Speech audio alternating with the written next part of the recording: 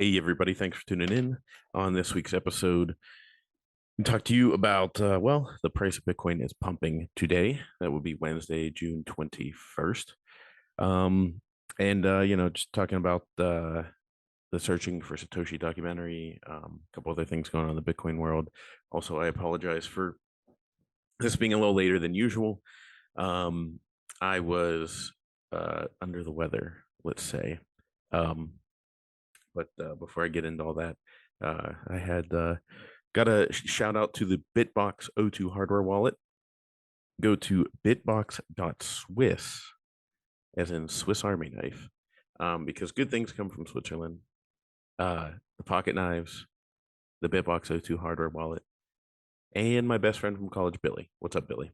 Um, which hopefully on Searching for Satoshi, I want to go to Zurich specifically to see the Bitbox, offices and where it all happens. But I also would like to then see my friend. So it's been way too long. Pre-pandemic, I can't even remember how long. Um, it really hit me whenever I see his kids. I'm like, oh, okay, because he's not a Facebooker, and neither am I really. So that's neither here nor there. Bitbox.swiss slash Bitcoin Made Simple. Use the promo code Bitcoin Made Simple to get 5% off your order and get your keys off the exchange, your coins off the exchange, excuse me. Because I don't know if you know this, but SBF just got let off, it looked like. So it doesn't matter what they do, they're going to play around and dig around with your coins on the exchange and leave you high and dry, and then they'll end up being okay. So take control, get sovereign, and get your coins off the exchange while you can, because maybe the day will come where it's going to be a lot more difficult to do that. And the Bitbox O2 hardware wallet is the simplest and easiest hardware wallet to operate and very easy to use. So I recommend you do that. Also, upstream data, go to upstreamdata.ca and you can check out all their mining equipment and get a black box so that your mining can become silent and very quiet. Because that has made a world of difference in my world. I need to work on for next year making my setup work better for heating. I got to talk to somebody if anybody out there has a heat pump, because that's the heating HVAC system that I have as a heat pump, and it's different from I think it keeps more consistent temperature, but it kicks on more and off more, and I have a hard time believing that that is more energy efficient and costs me less money. Um, but yeah, it just every I hear it kicking on all the time, it drives me nuts.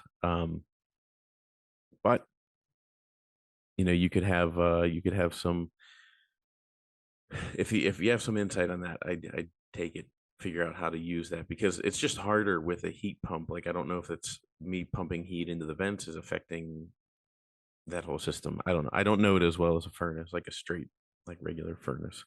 So, anyways, also Movies Plus, go to mymoviesplus.com and use the promo code Corey. Use the promo code Corey, CORY, and you'll get 1 year for $24. It's pretty dang cheap. $2 a month, if my math serves me correctly.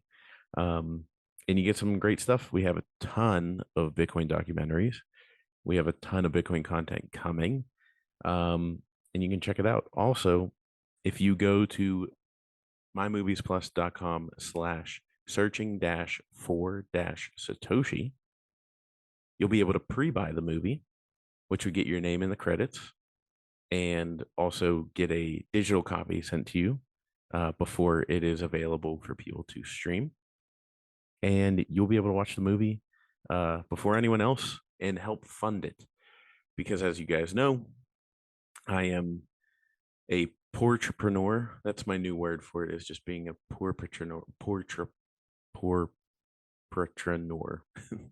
it it just sometimes feels like money is flying out of you at rapid pace, and you at a rapid pace, and it's not flying in at a rapid pace, and you're just like, what am I doing? So my wife, bless her heart, knows that I really, really, really, really want to do this searching for Satoshi documentary. But it's also really, really, really, really not a great time for us to do it because capital could be applied elsewhere. So doing my darndest, doing everything I can, but it doesn't change the fact that I could use a little bit of help, and all your help would go a long way to create this documentary. Which I think, if you understand my thesis, this is my little pitch on it. I think you've heard it before, but my thesis and why you should help me make this documentary is not just for fun, but it gets film.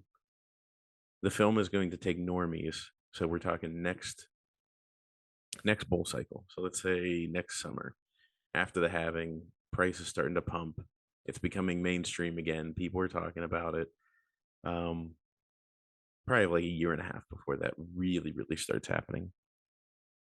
But the idea is to have a documentary sitting out there for people to watch, where at the beginning they're like, "Oh, searching for Satoshi. I want to know who the founder of Satoshi is, or founder of Bitcoin is." And then uh, they watch it, and by the end, they come to the conclusion that we won't know. We probably never will know. We don't know who it is for sure, and that's probably a good thing. So that's the education. I think that, to me, as silly as it is, I think it's an important educational step in the Bitcoin world. Because once you get to the point that you don't think knowing who Satoshi is important anymore, um, means you've crossed a Rubicon. I don't know, whatever. You've crossed a point in your understanding of Bitcoin that is kind of like a point of no return, and you get it, and you're like, no, this is important. Especially if you get the part where you're like, we it's a good thing we don't know. If anything, I'd want to protect people from knowing. Um, so but yeah, there's like no chance that we'll ever find out who it was. Um, because frankly, the most likely candidates are dead. Um, but I still don't think they would have come forward because they had plenty of time to do it. Um, so yeah, it's not going to happen. Um, Whoever created it obviously had the understanding of self-sacrifice for the greater good. And I hate that term, the greater good, because when things are said to be for the greater good, they usually never are. Um, but obviously, if you're a Bitcoiner, you know that this was. So, yeah, the price of Bitcoin right now is a pumping. I don't know why I did that in a Borat voice. Yeah, it's $30,300. Um, so you should probably get some before it gets any higher. Uh, those of you that were waiting for 10K, I'm afraid I've got some bad news. Um, I don't think that's happening. So, whoops. Um, but you know, the pump is interesting because people come out of the woodwork again. Uh, but this living through the bear market like fully for the first time, this has been really interesting for me. Um, because I see I've seen the whole spectrum um of where Bitcoin is in people's lives, how important it is. Um, Sometimes like people who would never say that they're there for number go up, which frankly we're all in some way, shape, or form here for number go up, uh, would never ever say that that's what they're here for. But sometimes you're like, I can kind of tell that you need that number to go up. Uh, it's palpable. Um, you also have a lot of like drama. Oh my god, I just can't. I can't. I'm like barely on social media because I mean, poor Luke, to get me to respond to a DM had to like tag or had to like tag me and say check DMs because I just it's exhausting. Which is like not great for me building a brand, I guess, whatever that means. I don't give a shit about my brand. I guess I do about Movies Plus, but that's separate. I mean, I have a lot of people tell me that that's like they go hand in hand, and I should treat it as such. I don't know. But yeah, we have I don't know. It's just so much drama out there. I could. I don't even. I realized this. I'll drop it today.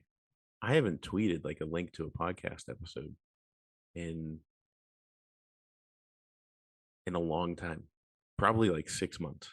That's pathetic on my part. Um, because but I don't know. Like I think originally I was like, like because there's something to me. There's like something cringe about posting a podcast episode link. I don't know why. Like I have these unexplained things, like these things like that they don't make sense, but in my mind they make sense, so I just run with it. Um, Irrational thoughts. I have that a lot in life, just in general, where I'll be like that. Sometimes I'll decide I don't like something, and then find out years later, like, oh, that's not too bad. For example, case in point, um, pickles. I don't know why, but I had it in my head that I didn't like pickles. I don't think I ever tried one, or if I did, it must have been a terrible one. Um, and it was like 2 summers ago, and sorry for all the health nuts out there, but sometimes we have to get fast food. And my wife picked up fast food for dinner, and I am sitting there eating the burger, and I'm like, man, this is really good. I'm like, well, this it was from a different place, so that we're used to. So I was like, oh, wonder what they put on there. And then I realized, like, oh, there's a pickle in here, and it tastes amazing. And she's like, yeah, I've been trying to tell you that for years. Um, so now I like them, uh, and put them on my burgers and occasionally a sandwich, stuff like that. Don't eat one that's like straight, which is not. Uh, I don't know. I don't, Not a fan of that, but like the pickle chips, like they're sliced and you put the dill pickle on a sandwich. It's excellent. And um, yeah, so I end up getting these things in my head. But anyways, back to the podcast posting. I don't know. For some reason, to me, it's cringe, even though literally everyone does it. Um, but then after, like, I did notice it after a month. When I thought about it for a month, I was like, after a month, I was like, you know what? It's kind of cool to see that like the audience has maintained. The audience has also grown a little. Um, in the bear market, mind you, but with no promotion whatsoever. So I think that's pretty badass on your part. Because you guys, I think I mean, I don't offer any grand insight or knowledge or anything. Uh, all I do is offer my thoughts. But like I told you guys, I'm just a pleb and I'm another pleb living through this plebness of plebity plebness. What is the Bitcoin bear market? Uh, Trying to make it to the next one. I think that's the goal, is to make it as long as you can.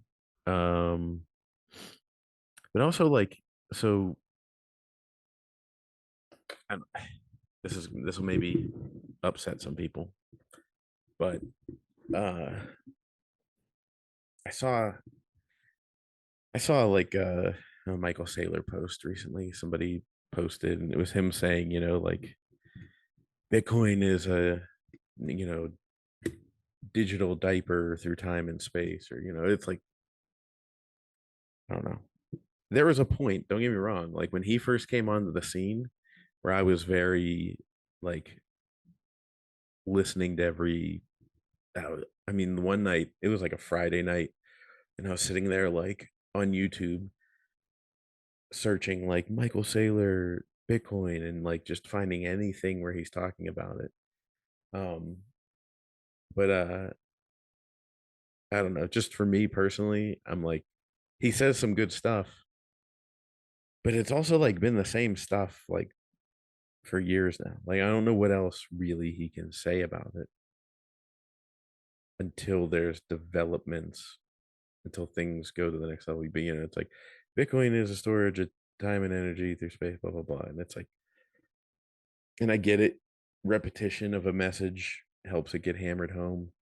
Um, but I think that should be pointed more towards the newbies, you know, and those of us that have been here for a minute or even longer than me. You guys are probably even more frustrated where you're just like, yeah, yeah, yeah. I mean, I can't even imagine how annoying I was when I first started talking about Bitcoin to other people. It was simultaneous to, we are close to simultaneous to the podcast. Sorry for yawning. Hope that didn't make anybody else yawn. Um, the podcast at this point is 2 years and 4 months old, which is insane. Um, but Twitter Spaces came out maybe 3 months into that. Um, and so that's whenever I really, outside of doing interviews with people, that's the first time I really started interacting with others. But I don't know. I look back on like some of my initial interviews too, and like how I was like so like, oh, could you imagine if Bitcoin is like from the future, bro? And like, yeah, it like came from like the year 2140 and sent back through time. Um, and it's just so embarrassing to think about. Um, and if you were a Bitcoiner that had been there for a couple years before me, you probably were sitting there like, all right, dude, shut up. Um, because I mean, I think everybody goes through the cycle. Like, let's see, the earliest thought of me doing a documentary for Searching for Satoshi was back. Well, I mean, I lie and say 2019, but really, I thought about it back before I was even closely following Bitcoin. Because I've mentioned to you guys before that I worked on the guy who directed The Rise and Rise of Bitcoin is also from Pittsburgh. I worked on another film of his with him before he made it, and on Facebook he was posting about it back in like 2010 or 11, and so I've been following Bitcoin since then. Been curious about Satoshi since then. When I watched the documentary, which was probably 2015 when it came out, I think. Um, I was like, oh, like I really wonder who Satoshi is. Like, we should make a documentary specifically about that. That being said, the first legit thoughts were like 2019. I had a I had a very young child at the moment, and was lots of sleepless hours sitting there thinking about stuff. Um, I really wish I would have just smash bought Bitcoin at that point because I was a moron and didn't buy any. Um, I mean, it worked out sort of. Then it didn't work out at other points, um, and ended up, not buying till 2020. Um, but yeah, anyway, so I was, you know, lurking in the space for a couple of years, and I just didn't have any. I had no I had no like, I don't know, I guess self-awareness. I feel like I try to have good self-awareness. I just guess I didn't have any. Who knows? The the Bitcoiners, I think we can all probably, I think eventually I'll be able to look in cycles in the future, be able to look and go, ah, I remember when I was there. Um, you know, uh because when it you first start to grab it, it makes so much sense. Finally, something makes sense. Something isn't a lie. Something's telling the truth, and you just want to freaking run with that. And you just want to like shout it from the rooftops and tell everybody you know. And you know, I mean, when Bitcoin was at like 50 some thousand in 2021, I was sitting there like telling my in-laws like, hey, if you guys want me to like help you out, I can do it, you know. Oh, that would have been so bad. um Now my my parents didn't get into like 44K. But that, I wish I would have told them to not get caught up in the euphoria. uh because I thought, oh, this is it, we're going to 100K. But that one I feel less guilty about because my dad was sitting there asking me when Bitcoin was at like 10,000, like, what about this Bitcoin thing? And I was like, yeah, I mean, I think it's the thing, and uh, you should, 100%, you know, put money into it.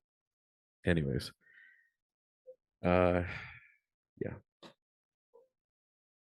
But my point bringing that up is to get a Bitbox 02 hardware wallet from bitbox.swiss. Um, no, that's not the point, but I was just mentioning them again.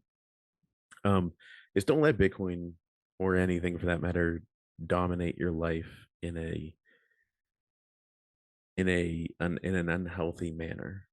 Um, because we tend to do that as human beings, whether it be video games or work, or in this instance Bitcoin. I mean, I just don't know how I don't know where the energy comes from. Like, I just don't have that much energy to sit there and banter about it all the time. um there's the companies like Swan and Bitcoin Magazine and all them that are like running those constant spaces, and everybody's in there like talking about it. And I'm like, oh my God, like, don't burn yourself out on something.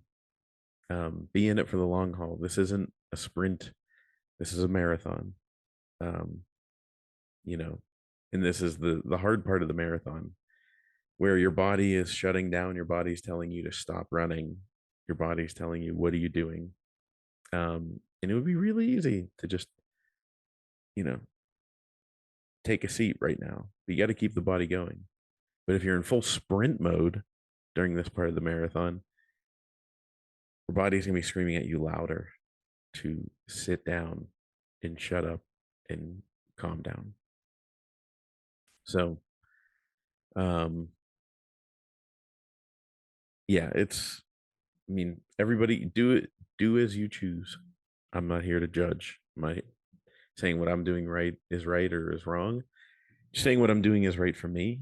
Um, Taking my time, taking a beat, relaxing, making sure that my head's in the right place. Um, so yeah, other things that have been going on in my life were, first of all, uh, I said I was under the weather, and that's why this is a little late. The stomach bug ran amok through my household, and that was an absolute disaster. Um, it wasn't bad for me. I had about 10 hours where I felt like I was gonna die, and then it was over. Um, but as my wife tells me, like, vomiting doesn't bother me, so I'm efficient. I just go for it, get it all out. But yeah, that has been exhausting, especially when the rest of my household was still dealing with it, except for me. Um, at one point, I noticed I was running between three different spots of the house nonstop for like an hour, just taking this to this person, grabbing this from that person. Um, Not fun. Still kind of exhausted from it. Have not fully bounced back energy wise. Health wise, I'm fine. Um, but that, and then the other fun thing was over the weekend, my swimming pool. Oh, here we go, talking about how well you're doing. Um, lots of people have pools. Um, so I was I bought our filter exploded, or not filter, our pump exploded at the last day we had the pool open last year. Actually, the day I was closing the pool. So I ordered a new pump online. Um, it said it was in ground slash above ground. It shows up in March. I put it in the garage. Don't think about it till I go to open the pool. Look at the box in May, and I'm like, it says above ground pool. Well, let's see if that makes a difference. Turns out that does make a difference and is a problem, um, because we have an in-ground pool, so you have to be below the water level. Like an above-ground pool pump is below the water level, so it doesn't have to have a certain type of suction or whatever. I don't know. So I was dealing with poor flow, poor liquid flow, which I didn't think I'd be dealing with until I was older and had a going problem or a growing problem. If you've ever seen those commercials for Flow Max. Um, so my in-laws were let me borrow their pump because they're moving, and so they didn't open their pool this summer. In the meantime, I'd have a new pump coming. So I'm changing the pumps, but then I just decided to get a little creative and think, how could I maybe help this, flow situation? So I'm like, is there a way I could get this below the water level so that it's got the proper water flow? Well, when I do that, I accidentally crack the flexible PVC pipe that is the return line going back to the water in the pool, the jet shooting the water into the pool. Um, yeah, crack it like right at the base where it goes into the ground, into the concrete. So I'm like, it's not even like I can dig it up. It's like if I need to get to this thing, like somebody has to jackhammer this concrete. I, being an idiot, just cost myself, probably thousands of dollars. Um, so like a true grown up, I stood up and there was a bucket, an empty bucket sitting right in front of me, about a field goal kicker's length away. Uh, and I just marched up, took the steps, and booted that thing all the way across the pool and out of the pool area. Probably the best kick I've ever had in my life. And then said some things that I couldn't say while my children were outside. Thankfully, they were inside.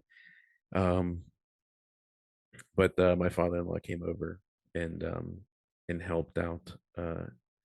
We were able to like peel. We had basically, because it was the pipe where it broke was glued in. We had to like with pliers go in and peel it out, and then sand it with steel wool, um, and then just cut the pipe, slide it in, reglue it. Everything was good. I mean, it was a hell of a job. I told my father-in-law afterwards. I said, does this get rid of any of your nostalgia for um, owning a pool and operating one through the summer?" And he said, "Yeah, I don't have that anymore." Um, so he did it for 20 some odd years. Um, but also, speaking of in-laws, if you guys could keep my mother-in-law Mary in your thoughts and prayers. She has a very, very, very bad case of liver cancer. Um, she was diagnosed 2 years ago. It was actually the reason I didn't go to the Bitcoin conference in 2021, because it happened basically right beforehand, and it was like dire right off the bat. Um, they didn't think it was going to go well at all. She was able to have it removed. Um, I'll just walk you guys through my story. So this also messes with my head where I'm at mentally, but um, so then they get it removed October of 2021. A couple weeks later, we find the house that I'm living in now, which is up closer to them, out of the city. Um, and then we find out my wife's pregnant. It was like, holy crap, everything is coming up aces. Everything is going perfectly. Um, so then we move, and then were at in our house for 2 weeks, and that's whenever my wife gave birth, stillborn, to our child, second 3 month old, or 3 months along, or 4 months, whatever it was. uh, 16 weeks, I think, or 12, I can't remember at this point. I remember the date though, January 15th. Never forget that. Um, so it was at that point where I got thrown into a mental mess. Um, and then right after that, basically the pressure ramped up with Movies Plus, and I couldn't take a salary anymore. So picture yourself moving into a house where you now have a decently significant increase in um, living expenses, cost of living. Not to mention inflation is on the rise. Um, all the while I'm sitting there going, oh, I, for the sake of this business surviving, I have to stop taking a paycheck. Um, so then all of a sudden, this house went from feeling like a blessing to a curse, or not a curse, but like a burden. You know, it's like everything at the house was like, why did I do this?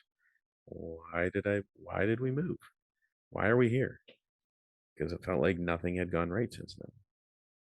Then in April of last year, her mom was getting follow up routine scans, and the cancer had come back.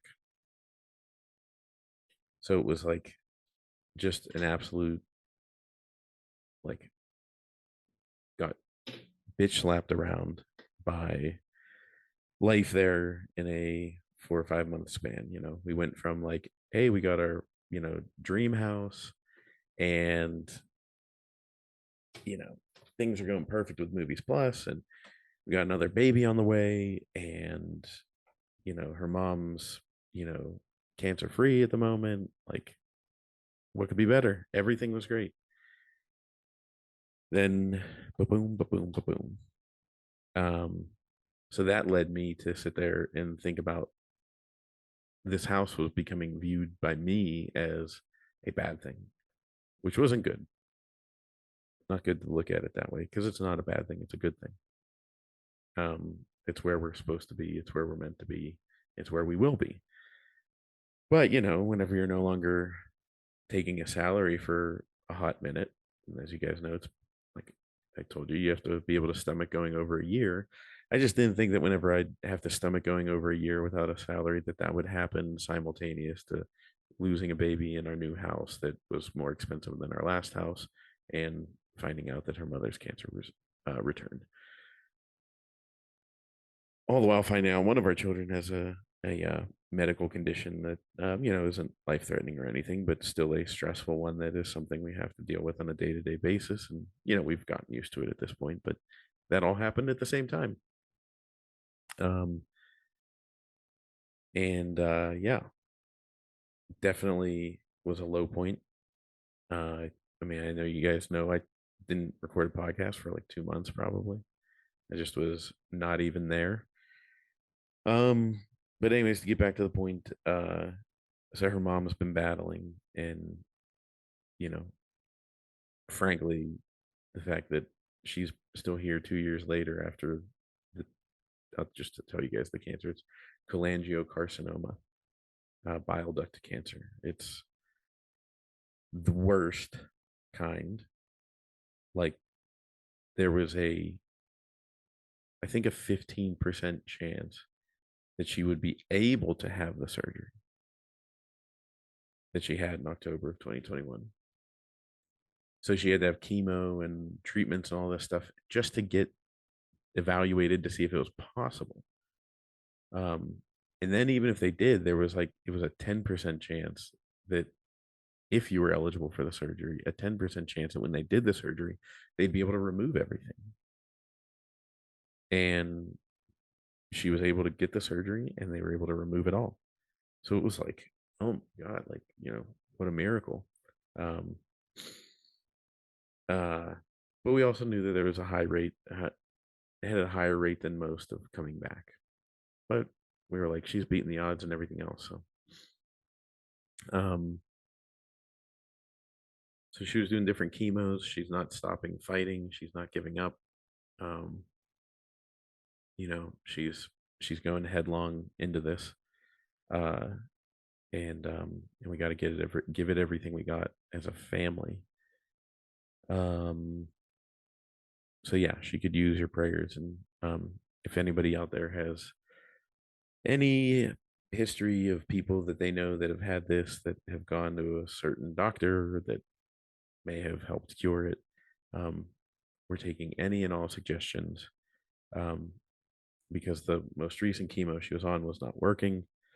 Um, the doctor was not super positive about things, but you know, she's being positive. She's going to keep fighting, and we know she's going to keep fighting, and she's going to beat it. We just need pointed in the right direction. So she's getting a second opinion out of state. Um, she's getting uh, evaluated to see if she can do another type of treatment, some kind of laser. I don't know if it's just radiation or if it's like a laser removal. I don't know. I have no idea. Like, find out today. Um, but yeah, we're turning over every stone. Like I saw something about the apricot seeds being able to help kill cancer. And I sent it to my wife. Like, we're every stone over. We're turning them all over. Um, I tell my mother-in-law that you know this isn't for nothing, but she's gone this long and it hasn't spread anywhere. So, it's been contained. Um, and that there's something to be said for that because she is the most ridiculously healthy person in the world. I've for many years teased her that on Halloween, whenever they gave her candy instead of carrots and celery, was she disappointed?